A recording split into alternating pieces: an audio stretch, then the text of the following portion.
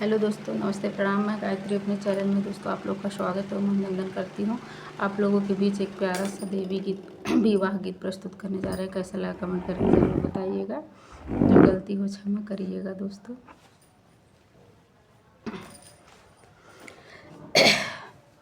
मोरे पीछावरवा हो घन बसवरिया, तोताही मैना लिहले बसेर।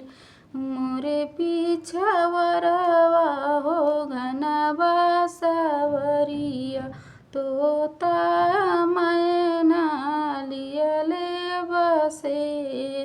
सोई गईले तोता हो सोई गईले मैना, सोई गईले गौआ के लोग।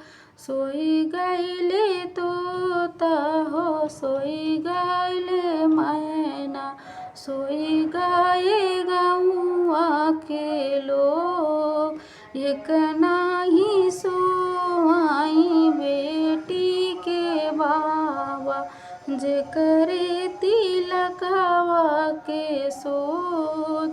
अरे एक नाही सोआई बेटी के बाबा, जेकरे दहेजवा के सोच।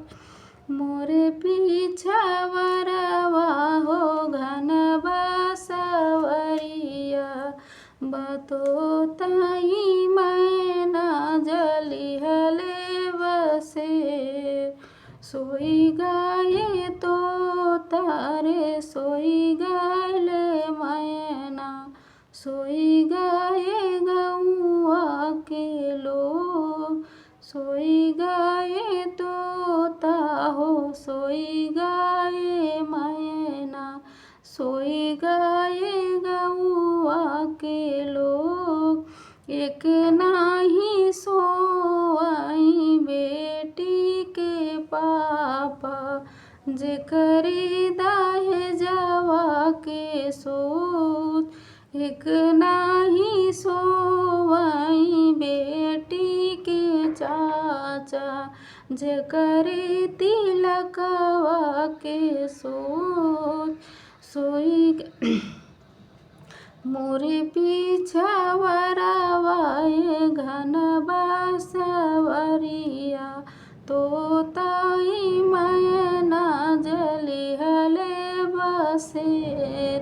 सोई गए तोता हो सोई गईले मैना, सोई गईले गौआ के लोग। एक नाही सोआई बहिनी के भैया, जेकरे तिलकिया के सोच। अरे एक नाही सोआई बेटी के बिरना, जेकरे दहेजवा के सोच। एक नाही सोआई बहिनी के बिरना, जेकरे दहेजवा के सोच। कैसा लगा दोस्तों ज़रूर बताइएगा कमेंट करके।